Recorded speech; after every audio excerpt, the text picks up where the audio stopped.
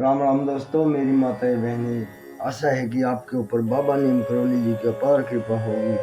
आपके घर परिवार में सभी कुशल मंगल होंगे, यही मेरी प्रार्थना बाबा नीम करौली जी से। बाबा सबके ऊपर अपनी कृपा करो, सबके कष्ट हरो। जय बाबा नीम करौली महाराज। दोस्तों और मेरी माताएं बहनें, आज मैं आपको श्रीमद् वाल्मीकि रामायण अरण्य कांड का 44वां सर्ग सुनाऊंगा। श्री राम के द्वारा मारीच का वध और उसके द्वारा मारीच के द्वारा सीता और लक्ष्मण के पुकारने का शब्द सुनकर सीता और लक्ष्मण को श्री राम की चिंता। इसे पूरा सुने, पूरा धर्म लाभ उठाएं। श्री राम जी की, बाबा नीम करौली जी की, हनुमान जी के पार कृपा आपके ऊपर हो। यही मेरी मंगल कामना, यही मेरी प्रार्थना है। अभी शुरू करते हैं 44वां सर्ग। लक्ष्मण को इस प्रकार आदेश देकर रघुकुल का आनंद बढ़ाने वाले महातेजस्वी श्री रामचंद्र जी ने सोने की मूठ वाली तलवार कमर में बांध ली। तत्पश्चात पराक्रमी रघुनाथ जी 3 स्थानों में झुके हुए अपने आभूषण रूप धनुष को हाथ में लेकर पीठ पर 2 तरकस बांधकर वहां से चल दिए। राजा धीराज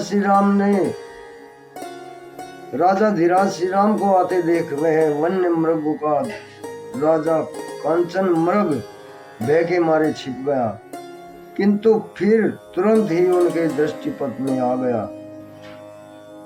तब तलवार बांधे और धनुष लिए श्री राम जिस ओर वह मृग जाता था उसी ओर दौड़े। धनुर्धर श्री राम ने देखा वह अपने रूप से सामने की दिशा को प्रकाशित सी कर रहा है।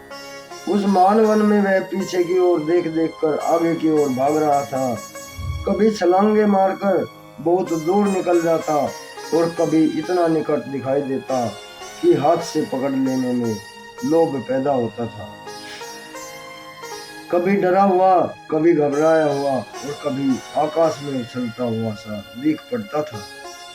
कभी वन के किन्हीं स्थानों में छिपकर अदृश्य हो जाता था, मानो शरद ऋतु का चंद्रमंडल मेघ खंड से आवृत हो। एक ही मुहूर्त में वह निकट दिखाई देता और पुनः बहुत दूर स्थान में चमक उठता था। इसी तरह प्रकट होता और छिपता हुआ वह मृग रूपधारी मारीच श्री रघुनाथ जी को उनके आश्रम से बहुत दूर खींच ले गया।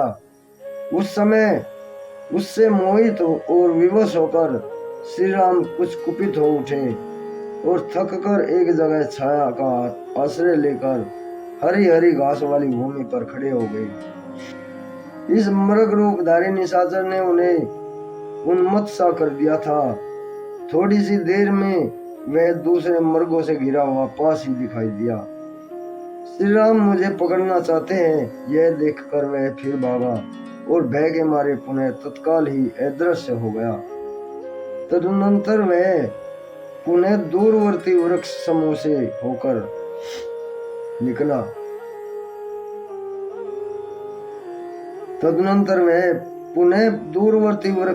होकर निकला।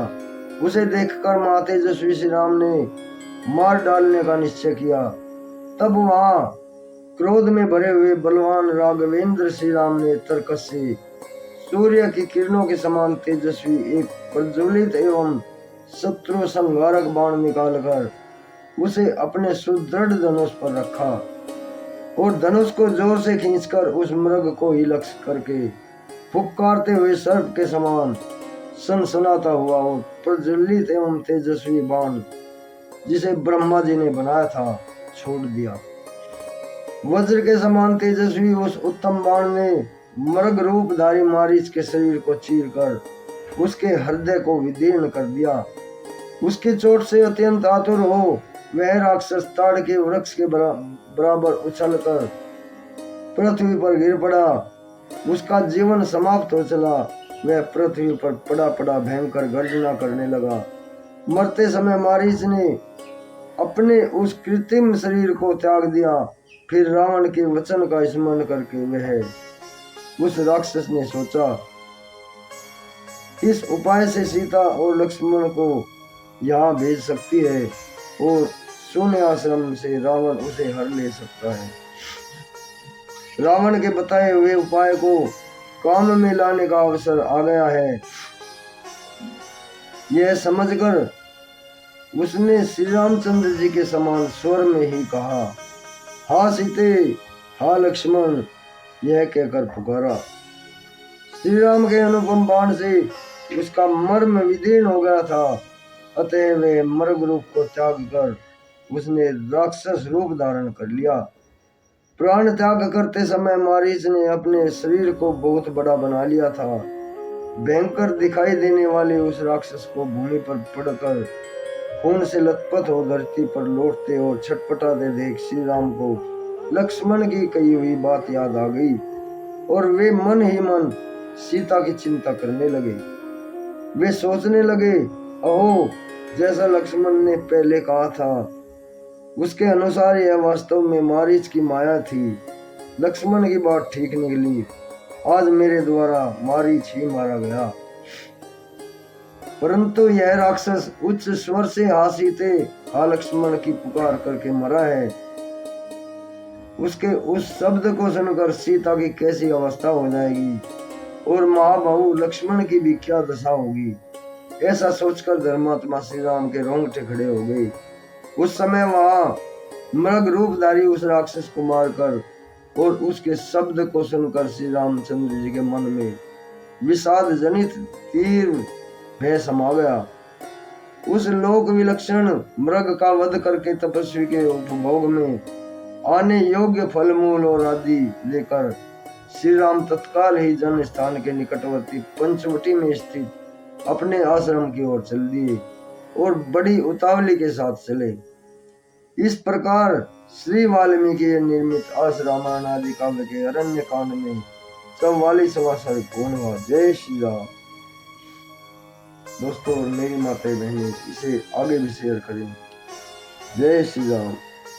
चैनल को सब्सक्राइब कर ले अगर आपने नहीं किया है, क्योंकि पूरी रामायण सुनने का धर्म लाभ आपको मिले, आपके सारे कष्ट दूर होंगे, यही मेरी प्रार्थना। जय श्री राम।